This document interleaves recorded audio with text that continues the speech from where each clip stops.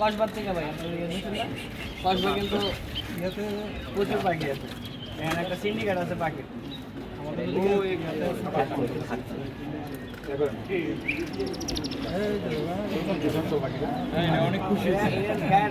ব্রাহ্মণবাড়িয়া জেলার রেল স্টেশনের পাশে বউবাজারে আজকে আমাদের পরিবেশ সংরক্ষণের সাথে যারা কাজ করেন অত্র জেলায় খুবই সুনামধন্য একটা প্রতিষ্ঠান আছে। তারা একজন পাখি বিক্রেতা যে কিনা বিলুপ্ত পাখি বিভিন্নভাবে বিক্রি করছে এবং বিলুপ্ত পাখি আপনারা জানেন যে এগুলা সমাজ থেকে বা আমাদের রাষ্ট্র থেকে যে হারিয়ে যাচ্ছে এর পিছনে কিন্তু এই গোষ্ঠীগুলো দায়ী।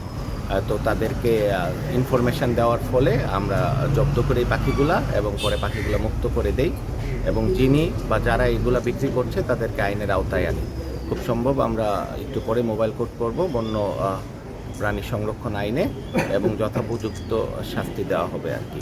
এবং ভবিষ্যতে যেন কেউ এই বিলুপ্ত পাখি কিংবা প্রাণী নষ্ট না করতে পারে, বিনষ্ট না করতে পারে কিংবা খাঁচায় বন্দি করে বিক্রি না করতে পারে, এই জন্য আমরা সোচ্চার, প্রশাসনের ব্যাপারে সচেষ্ট আছি।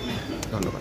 আমি যখন বাজার করতে আসি প্রায় 12:15টার দিকে ব্রাহ্মণবাড়িয়া বউবাজার স্টেশনে, তখন আমার চোখে পড়লো যে পাখি বিক্রেতা পাখি বিক্রি করছে এবং প্রতিটা পাখি দেখলাম যে মানে বিলুপ্ত প্রায় যে প্রজাতিগুলো আছে বাংলাদেশের, এগুলো বিশেষ করে যে টিয়া পাখি, যেমন লাল মাথা টিয়া, তারপর মুনিয়া, এই পাখিগুলা বিলুপ্ত প্রায়। তো পরে আমি তাকে মানে ক্রেতা সেজেই বললাম যে আমি পাখি কিনবো, একটু আসো সাইডে।